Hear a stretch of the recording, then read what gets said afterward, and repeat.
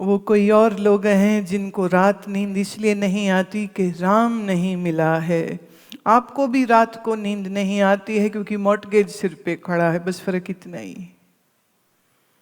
किसी को इसलिए नींद नहीं आती है कि दुकान नहीं चलती, किसी की इसलिए कि शादी नहीं होती। तो दुनिया के मसले में नींद नहीं आती, ये कभी किसी के लिए मसला नहीं है कि मेरे अभी बंधन नहीं टूटे हैं, अभी मोक्ष का ज्ञान नहीं है, परमात्मा का ज्ञान नहीं है, आत्मा क्या है इसका कोई ज्ञान नहीं है, मन अपना काबू में नहीं है।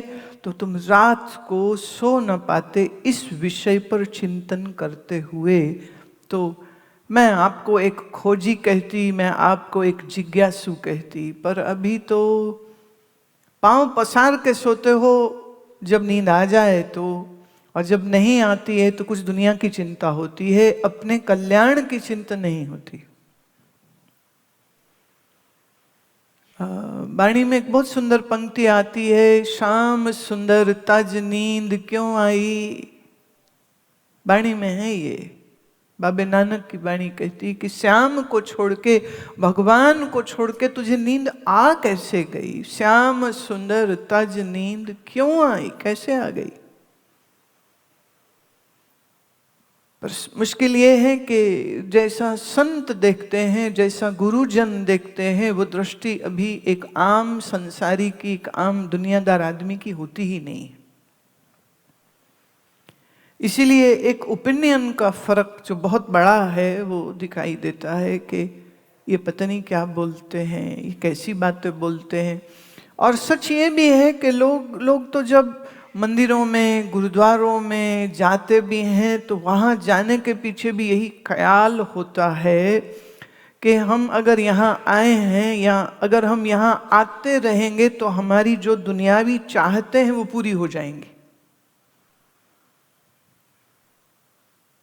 तो तुम्हारे पंडित, पुरोहित, पादरी, मुल्ला सब दुनिया ही तुम्हें बेचते हैं वाया भगवान,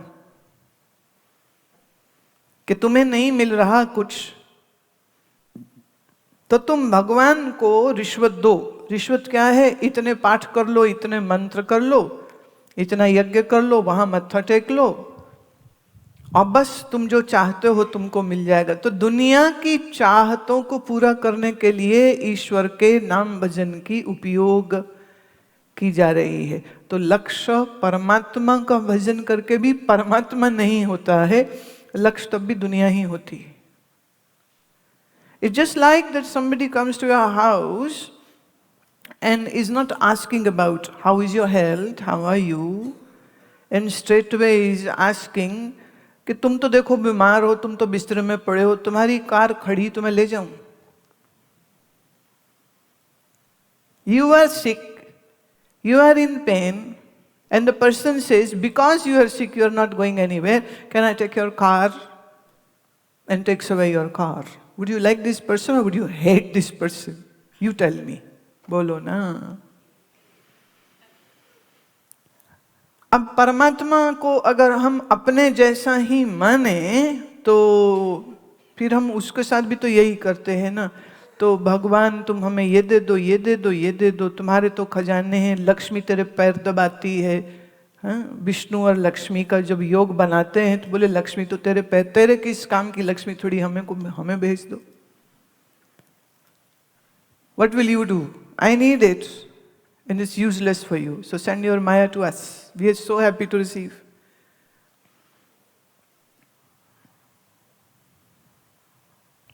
तो सच ये है कि धर्म की राह पर जो लोग चलते हैं वो धर्म की राह पर जाकर के भी असल में धार्मिक नहीं हैं, वो अभी भी संसारी ही हैं। एक आदमी कहता है मैं मेहनत करके, जॉब करके, पैसे सेव करके पैसे कमाऊंगा। एक आदमी कहता है नहीं, मैं सीधे भगवान के मंदिर जाके प्रार्थना करूंगा, भगवान मुझे तुम दे दो, भगवान दे देंगे, बात खत्म हो गई। And somehow you have been told, you have been brought up with this kind of thoughts, and this has always been your reason to go to any place of your belief. Doesn't matter what you do or not do.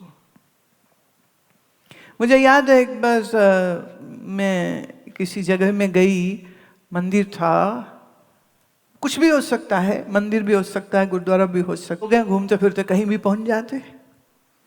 जैसे ही वहां गई तो वो बंदा मुझे पहचानता नहीं था, ये भी अच्छी बात है कि वो पहचानता नहीं था। तो वो मुझे कहते हैं यहाँ प्रणाम करो, आपकी सब इच्छाएं पूरी हो जाएंगी। मैं नहीं मत्था टेकती यहाँ। कहते क्यों? मैं मुझे कुछ इच्छा ही नहीं। जब मुझे कुछ चाहिए नहीं तो मैं क्यों क्यों क्यों? कह रहे ऐसे कौन है, कैसे हो सकता है? इस दुनिया में कोई है ही नहीं जिसको कोई इच्छा ना हो।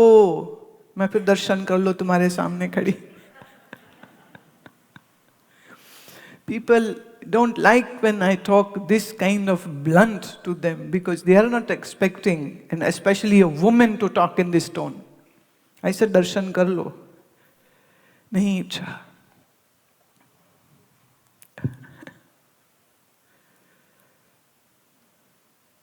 कभी कभी भूले भटके तो उल्टे कुछ लोग मेरे ही पास आ जाते हैं, ईमेल भी आ जाती है, ये प्रॉब्लम हो गई आशीर्वाद दो सब ठीक हो जाए, ये प्रॉब्लम हो गई आशीर्वाद दो सब ठीक हो जाए। अभी पिछले दिनों एक की आई, उसके बड़े पुत्र की मृत्यु हो गई। अब उसके छोटे लड़के को स्पाइनल कॉलम पे ट्यूमर हो गया।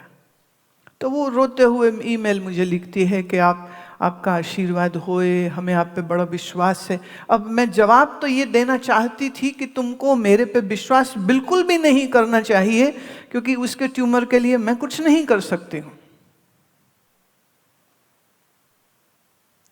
But these people don't expect. They don't want to listen this kind of answer from me. And I cannot take use my position to speak lie to a person. How can I cure your tumor? I cannot.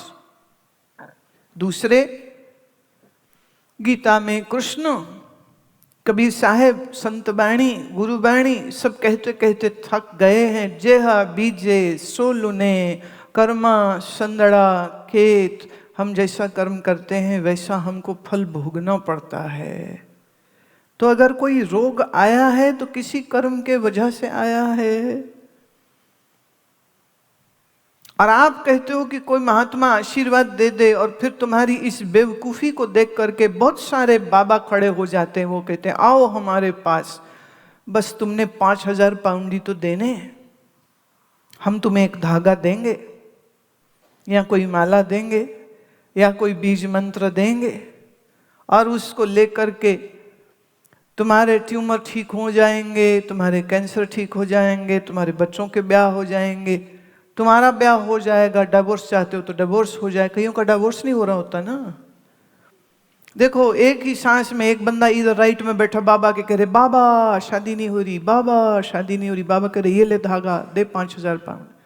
दूसरा कह रहे बाबा divorce नहीं हो रहा, बाबा divorce नहीं हो रहा। तो रेट सेम है, no difference in rate. Whether marriage or a divorce, rate is still 5,000 pound. तो ठीक है, सेवा करो हो जाएगा। तो उसको भी वही धागा, माने एक ही धागा सब इलाज कर देगा। And I am seeing it, and you too must be seeing this. Such Babas have such a huge following, and people are all there. And no wonder, because people don't love God, they just love the world.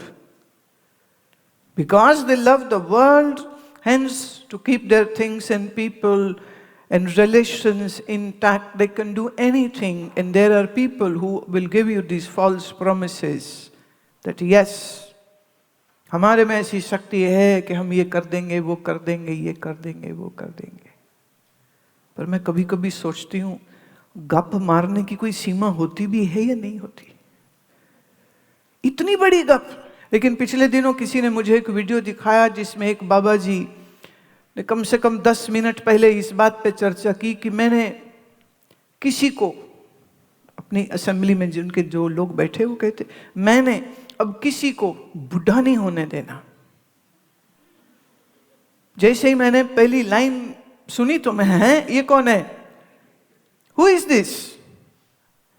मैंने किसी को बूढ़ा नहीं होने देना है, और मैंने तुम्हारी हड्डियां कमजोर नहीं होने देनी है, और मैंने 2.5 साल मेहनत कर दी, जान लगा दी मैंने, और फिर मैंने ये देखो फार्मूला बनाया, और वो ऐसे डब्बा लाया और उस डब्बे पे लिखा हुआ अंग्रेजी में whey powder. Are you getting what I'm saying? WHEY, whey. ये जो एक्सरसाइज जिमिंग करते हैं ना, वो वे पाउडर गोल गोल के पीते रहते हैं कि जिससे उनका मसल जो है वो जल्दी क्योर हो जाए, वेयर एंड टेयर ठीक हो जाए।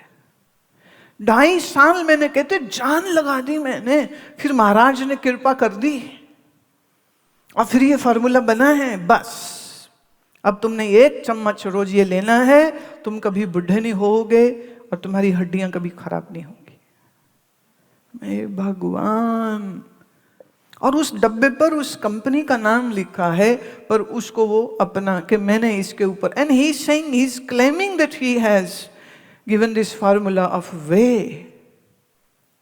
You know, you are not a nutritionist, and one who made it, that person can easily sue him. How can you speak a lie on a public platform?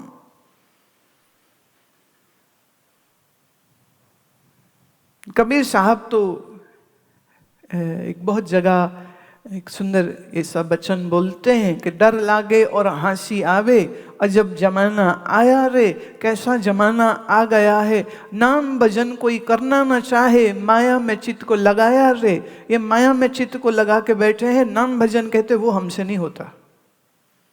महाराज बस आशीर्वाद दे दो, महाराज बस आशीर्वाद दे दो। अब महाराज के आशीर्वादों से अगर होए तो होए, ये होना चाहिए कि अगर महाराज का अपना मन ईश्वर में लगा है, ज्ञान में लगा है, तो ऐसा महाराज अगर आपको आशीर्वाद देगा भी तो क्या होगा कि तेरा मन भी ईश्वर में लगे, कि तेरा मन भी ध्यान में लगे, कि वो ये कहेगा कि दुनिया की चीजें तेरी सब ठीक होने लग जाएं। हम हमारे कर्म के भुगतान से बच नहीं सकते। You might be king, you might be poor, you might be educated, you might be uneducated, but you cannot run away from the fruits of your own karma. You cannot. There is no shortcut. It's not possible at all. The only thing which you can do or you should do is that be conscious of whatever karma you do. Don't do any karma out of anger.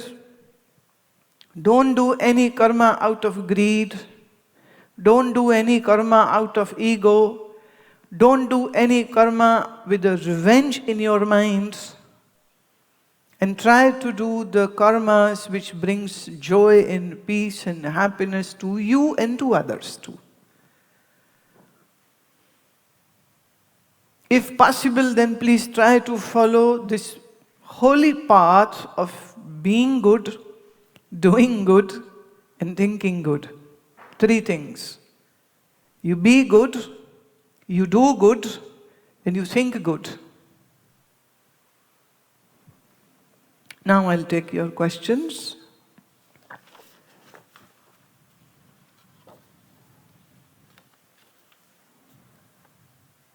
Rani, कौन है? Can you raise your hand, please? Okay. कहाँ की रानी है? England वाली तो Buckingham में बैठी है, तू कहाँ की है? Oh, good, very good.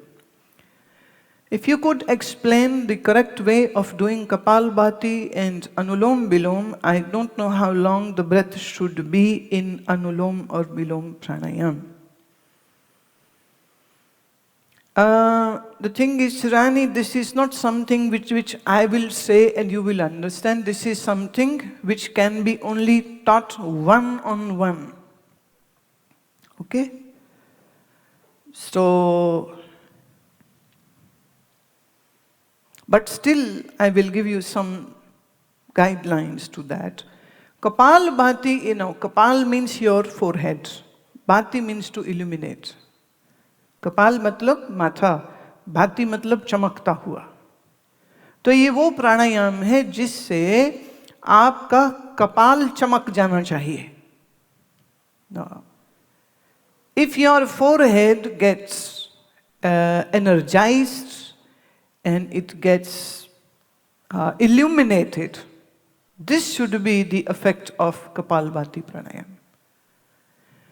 And for this, a very heavy stroke of exhalation is done, whereas the force should be felt in your lungs, in your chest areas.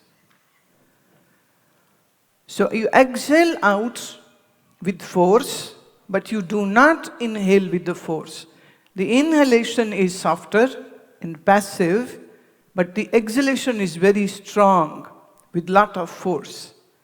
And at least, say in a minute, I'm saying minimum, there should be 90 to 95 strokes. That should be your target. But initially, maybe just 60 or 70 breaths in a minute you might be able to do. So it's a very forceful exhalation.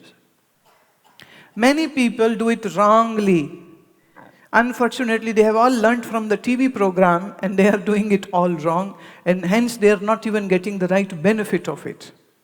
They are pushing and pulling the stomach in and out. That is not Kapalbhati. Then it should have been called Petbhati.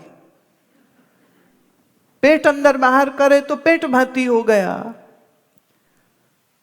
कपाल भाती में पेट अंदर बाहर नहीं करना होता है. ये श्वास का झटका आपके चेस्ट में, आपके सीने में महसूस होना चाहिए. दूसरा, चूंकि टीवी के प्रोग्राम से ही आपने ये सुना होगा शब्द अनुलोम विलोम. सच्ची बात कहूं तो अभी तक अनुलोम विलोम जिसको कहा जा रहा है वो अनुलोम विलोम है ही नहीं. पहली बात, वो नाड़ी शोधन प्राणायाम है. अभी तक अनुलोम विलोम प्राणायाम मैंने कम से कम किसी भी टीवी प्रोग्राम में उसको सिखाते हुए किसी भी आचार्य को नहीं देखा. जो वो सिखा रहे हैं वो नाड़ी शोधन प्राणायाम है. और नाड़ी शोधन प्राणायाम में सबसे पहले हस्त मुद्रा बनानी चाहिए, जिसमें दूसरी अंगुली आपके भ्रू मध्य पर, दाहिना अंगूठा दाहिनी नास पर, तीसरी अंगुली आपकी बाईं नास पे रहती है. दाएं को आपने बंद किया, बाएं से पहले श्वास को पूरा बाहर निकाला, फिर अंदर बाएं से लिया और दाएं से निकाला, फिर दाएं से अंदर लिया, बाएं से बाहर निकाला. यह हुआ नाड़ी शोधन प्राणायाम का preface. It is also not a true Nadi Shodhan Pranayam, but still it is the beginning, it is the preface to the Nadi Shodhan Pranayam.